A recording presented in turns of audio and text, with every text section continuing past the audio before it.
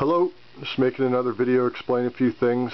I haven't really had time to do a whole lot with my wheel lately. I've had a lot going on, but need to make this short video just to relate a couple ideas.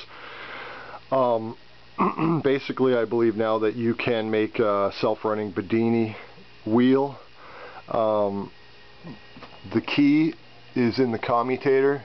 Basically, you're running the motor at one time and charging back into the battery at another. So with it set up like this, the middle post is my motor, or the left one is my motor, the middle one is my positive to the battery contact, which is always. The motor's on right now, now it's turned off, now it's the right one is flashing back from the caps into the battery, and then off, and then the motor back on. Basically, this is how it works.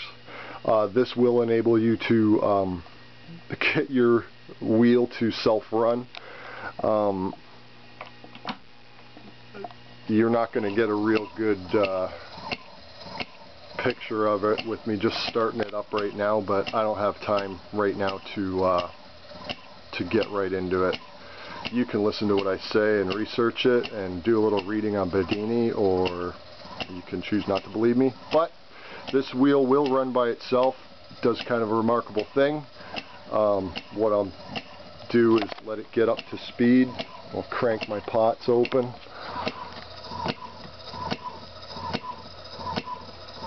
This is how I've been starting it.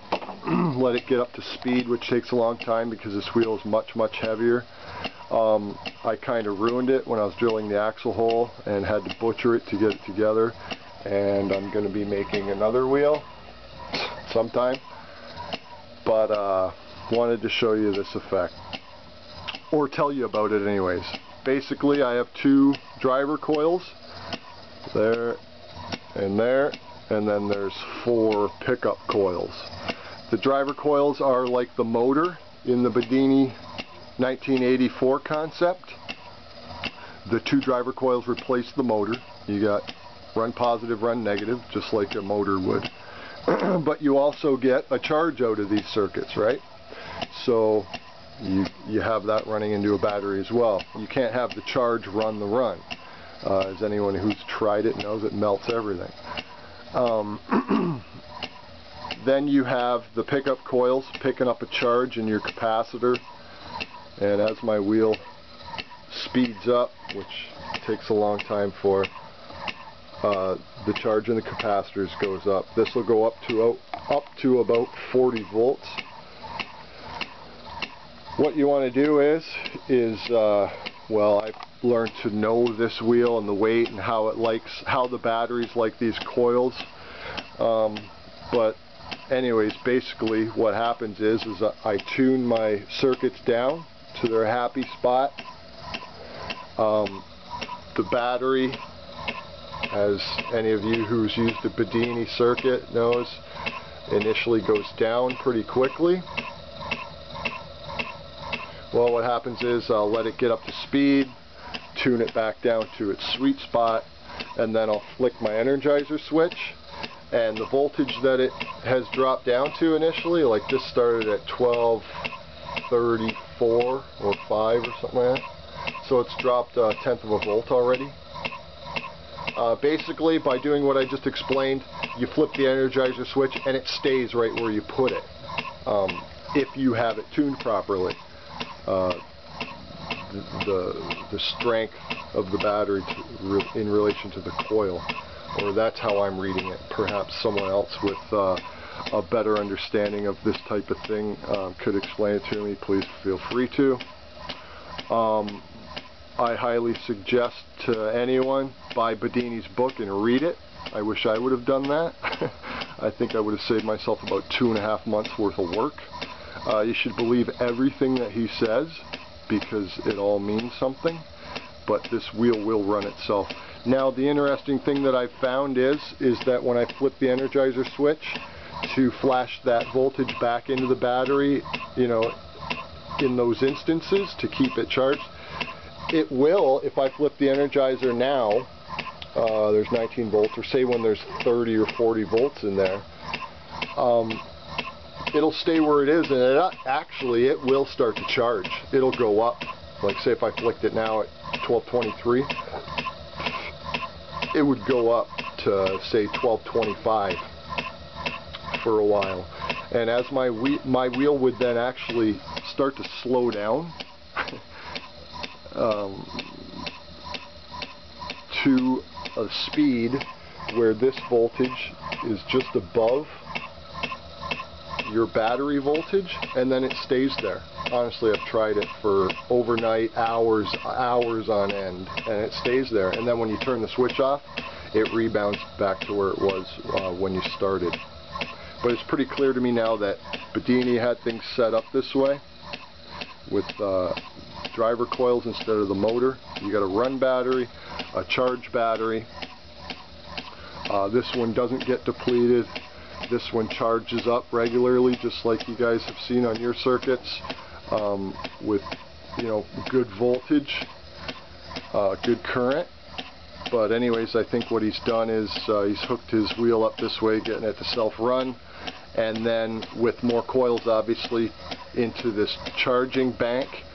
He'd probably have a bunch of deep cycle batteries in parallel with the voltage going into them, and then on the other end the inverter, which I've tried and works. I'm able to run this little light bulb, also a CD player, radio, but it does take voltage away from the battery. I need more coils and more speed, but I think I'm definitely down the right road and in understanding what Bedini was actually doing. If you start like I started, which I recommend actually if you've never done anything like this before, which I hadn't, electronics wise, start with your 2 battery Bedini system and a coil, get a wheel to go around first, running off one battery, charging into the next. Then you'll have to make your commutator. I'm going to stop it right now, and it's really hard to slow down. There we go. The commutator on Bedini's 1984 original had the motor on 50% of the time and charging back into the battery 50% of the time. This didn't work for me, and I suspect from what I had read, different postings and things like that, that you need to monkey around with this commutator. So I did, and found that if your motor's on pretty much most of the time and then just pulsing back into your battery instantaneously, this is how you get it to run, or this is how I was able to get it to run. But anyways, I've had some problems here at the house, and hopefully in the future week or two I'll be able to get back to it and get my other wheel going. This thing is crooked and I really am not happy with it. But I was able to prove to myself that what Bedini was doing, and learned a lot with the commutator, and I recommend lots of other people try doing it. Also, I have my pickup coils going into a bridge rectifier before they go into my capacitor bank. Simply, this is because the AC current coming off of the wheel, I know they're all north facing, but you get AC current off of it going into the capacitors and then into the battery.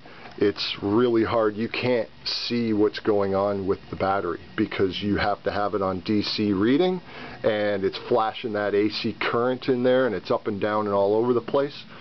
You know, you can understand and see that it has charged or is charging or doesn't lose any of its charge, but to actually see it in DC was a lot more convincing to me.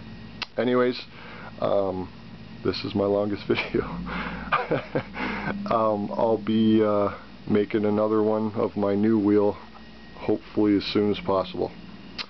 Thanks. If there's any questions, feel free to ask, or if you want to add something and teach me something, I'm not arrogant. I'm always willing to learn, and I'm kind of a rookie at this, so that would be a good thing too.